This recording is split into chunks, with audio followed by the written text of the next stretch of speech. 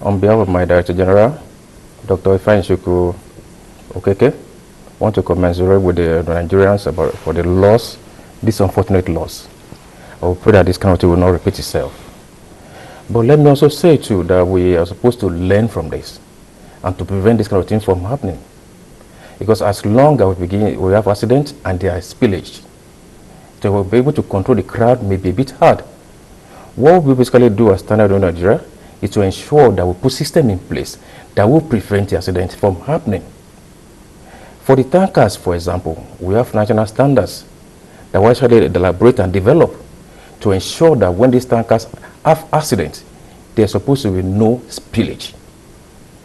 When the tankers are coming from factories fresh, they are even pressure tested to say that there will be no leakage. But there's supposed to be another process after that. That was something we call periodic requalification, or we call recertification.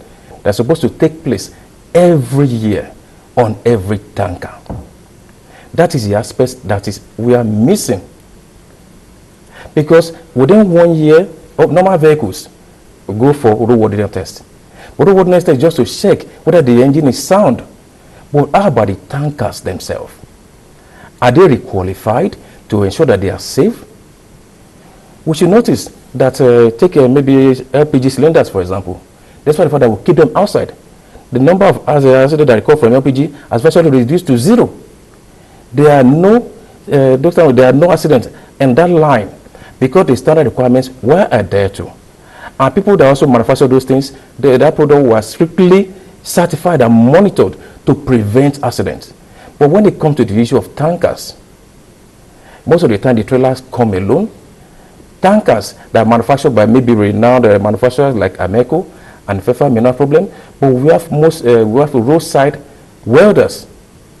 And when those people fabricate the tankers, they do not comply with the requirements of the standard. But actually, the Director General has actually more or less directed the Standard Development Department Division to ensure that we constitute National Technical Committee to review national standard for tankers. Stakeholders, road safety normally work with us, even the NEPCO too, and other stakeholders who form part of that technical committee to review the CC standard, to also now find a way to ensure that we enforce periodic requalification. If we observe, most of the new tankers or trucks are not the ones that have accidents. It's most of them that have been on the road for some time.